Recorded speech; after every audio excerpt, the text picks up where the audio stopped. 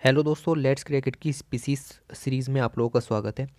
और इसमें हम डिस्कस करेंगे लेदर बैक सी टर्टल के बारे में। देखिए, ओलिव रिडी टर्टल के बारे में आपने पढ़ा होगा, यूपीएससी ने उस पर क्वेश्चन भी पूछे हैं।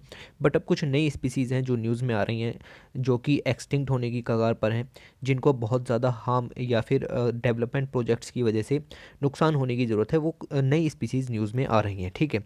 तो ये हमारी सीरीज़ चल रही है और न्यूज़ में जो आती रहती हैं उनको यहाँ पर कवर कराते रहते हैं। तो हिंदी भाषा में पूरी तरीके से आपको ये चीज़ें समझ में आएंगी। पीडीएफ नीचे है अगर आपको पीडीएफ चाहिए। तो लेदर बैक सी टर्टल के बारे में वही जो चार चीज़ें हम हर बार जानते हैं उनको जानने की कोशिश करते हैं। चलिए, तो सबसे पहले हम देखते हैं स्टेटस। देखिए, आप इमेज को थोड़ा सा गौर से देखते हुए चलिए, ये काफ़ी बड़ा है, ठीक है, तो आपको इसके बारे में पता होना चाहिए। तो स्टेटस की बात करें तो लेदरबैक सी टर्टल आईयूसीएन जो अपनी रेड लिस्ट जारी करता है उसके अंदर इसको वल्नरेबल कैटेगरी में रखा गया है, ठीक है। तो याद रखिएगा, आईयूसीएन के हिसाब से ये वल्नरेबल है। दूसरा मैं बात करता हूँ इंडिया का अपना the wild life protection act 1972, इसके हिसाब से इसको शेड्यूल 1 में रखा गया है। हाईली लीगल प्रोटेक्शन इसको यहाँ पर दिया जाएगा, ये बात यहाँ पर लिखी गई है शेड्यूल 1 के अंदर, ठीक है। तो इसको शेड्यूल 1 में रखा गया है, हालांकि उतना ज़्यादा ध्यान दिया नहीं जा रहा। तीसरी बात करें साइट्स की, जो कि इंटरनेशनल लेवल पर वर्क करता है और एंडेंजर्ड स्पीसीज़ जो होती हैं उनके इंटरनेशनल ट्रेड को रोकने का काम ये करता है, ठीक है। तो इसकी भी अपेंडिक्स 1 में इसको रखा गया है। तो याद रखिएगा, ये हाईली प्रोटेक्टेड जो है स्पीसीज़ के रूप में हर एक लिस्ट के अंदर कवर है। तीसरी हम बात करें सीएमएस जो है कन्वेंशन ऑन माइग्रेटरी स्पीसीज़, तो वहाँ पर भी ये अपेंडिक्स 1 में रखा गया है। तो आप इसकी वरीयता को समझ सकते हैं कि ये काफ़ी ज़्यादा इम्पोर्टेंट है और कई तरीके से इसको हार्म है, जो कि इसको वल्नरेबल से इसकी कंडीशन को और ज़्यादा बिगाड़ सकते हैं, ठीक है। तो लेदरबैक सी टर्टल के 4 स्टेटस हैं, बहुत आसान है याद रखने के लिए, 111 और वल्नरेबल, ठीक है, बस याद हो गए। आगे चलते हैं, डिस्ट्रीब्यूशन की बात करते हैं। दोबारा से इमेज ज़रूर से देखिए, इसके ऊपर इस तरीके की संरचना आपको दिखाई देंगी। शेल्स नहीं होते जो कि बेसिकली जो दूसरे जो टर्टल्स होते हैं वहाँ पर होते हैं, ठीक है। तो सेल्स इसके ऊपर नहीं होते, जो चमड़ा लेदर जैसी चीज़ इसके ऊपर यहाँ पर बनी हुई होती है, ठीक है। Okay, distribution very very important, याद रखना। पूरे विश्व में ये पाए जाते हैं। अब इससे इनकी इम्पोर्टेंस कम नहीं हो जाती कि ये पूरे विश्व में पाए जाते हैं, ठीक है। तो आप यहाँ पर ये देखिए कि ऊपर का आर्कटिक वाला इलाका, यहाँ पर कुछ नहीं है। नीचे का अंटार्कटिक वाला इलाका, यहाँ पर कुछ नहीं है। तो दो ओशियन छोड़ दो, आर्कटिक और अंटार्कटिक ओशियन, इन दोनों को छोड़ दो, तो ये विश्व के सभी ओशियंस में पाए जाते हैं। अच्छा, हमारे लिए काम का क्या है? ये काम का नहीं है, हमारे लिए काम का है इंडिया और उसके चारों तरफ का इलाका, ठीक है। तो आप गौर से देखिए, तो इंडियन ओशन में भी ये पाए जाते हैं। अच्छा, आगे चलता हूँ, मैप को थोड़ा जूम किया है, ये इंडिया है, ठीक है। और इंडिया के नीचे अगर आप देखें तो यहाँ पर आपकी आ जाता है अरेबियन सी और ये आ जाता है बे ऑफ बंगाल। तो बे ऑफ बंगाल की साइड में जो लेदरबैक सी टर्टल है वो पाया जाता है, अरब सागर में ये नहीं पाया जाता।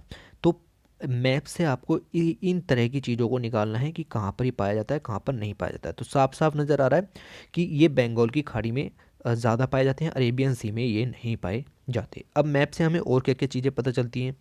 तो पूरे विश्व में 7 ऐसे रीजनल मैनेजमेंट यूनिट्स हैं, 7 ऐसी यूनिट्स हैं जहाँ पर ये पाए जाते हैं। जैसे नॉर्थ वेस्ट अटलांटिक ओशन है, साउथ ईस्ट अटलांटिक ओशन है।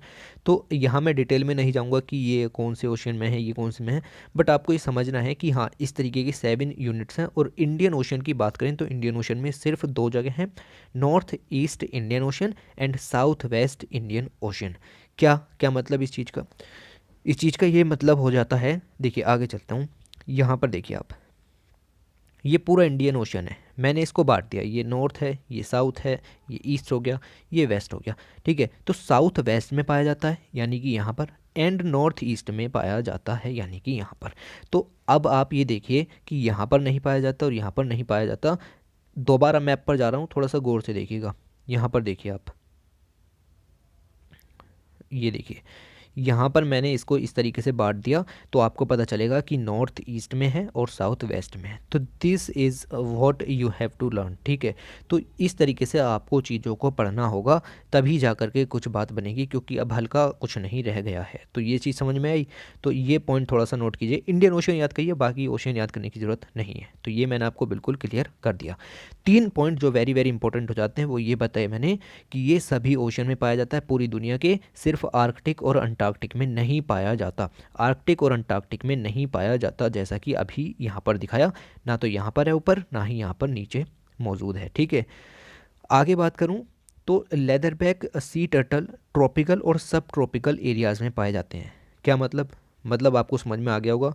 यहाँ से कहीं हमारी जा रही है भूमध्य रेखा, फिर आपका ये सब इलाका जो है, जितना भी ये मैंने अभी रेड किया है, ये सभी इलाका ट्रॉपिकल और सब ट्रॉपिकल एरियाज़ में आ गया। पोल्स पर ये नहीं पाए जाते। तो ये पॉइंट भी आपको मैप से याद रखना है कि पोल्स पर लेदरबैक सी टर्टल नहीं पाए जाते।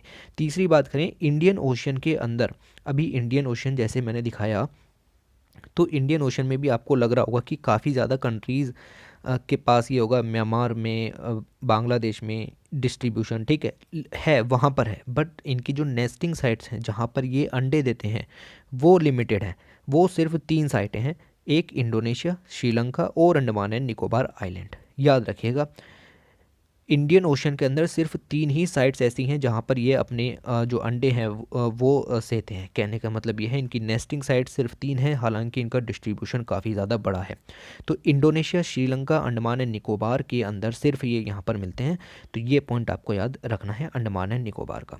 ओके, आगे चलें। थ्रेट की बात करें तो थ्रेट में पॉपुलेशन लगातार डिक्रीज़ होती चली जा रही है। और भी थ्रेट्स हैं, जैसे रेजिडेंशियल कमर्शियल डेवलपमेंट है, बायोलॉजिकल रिसोर्स यूज़ है, पोल्यूशन इज़, तो ये तो सबका ही है। क्लाइमेट चेंज भी पूरी ह्यूमन सिविलाइजेशन को ही नष्ट कर देगा।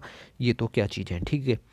तो आप यहाँ पर देखें कुछ और थ्रेट्स, जैसे अंडमान एंड निकोबार में नई मतलब एक तरीके की शिपमेंट प्रोजेक्ट बनाया गया है, हालांकि टर्टल को उसमें ध्यान में नहीं रखा गया, ठीक। तो ये मैं न्यूज़ आपको गौर से दिखाता हूँ। ये कटिंग है फरवरी 2021 के न्यूज़पेपर की है, द हिंदू से कटिंग को उठाया गया है।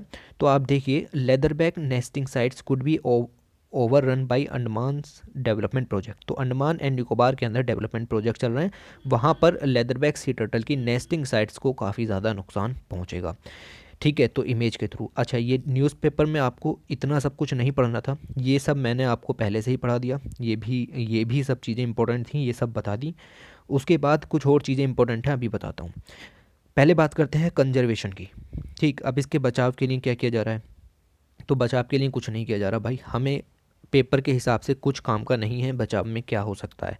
लेदरबैक सी टर्टल को ल्यूट टर्टल भी कहते हैं, ये बस ऐसे ही कुछ जीके टाइप चीज़ें आपको पता होनी चाहिए। लेदरी टर्टल भी कहते हैं, क्योंकि इसके ऊपर का जो हिस्सा होता है वो लेदर जैसा होता है।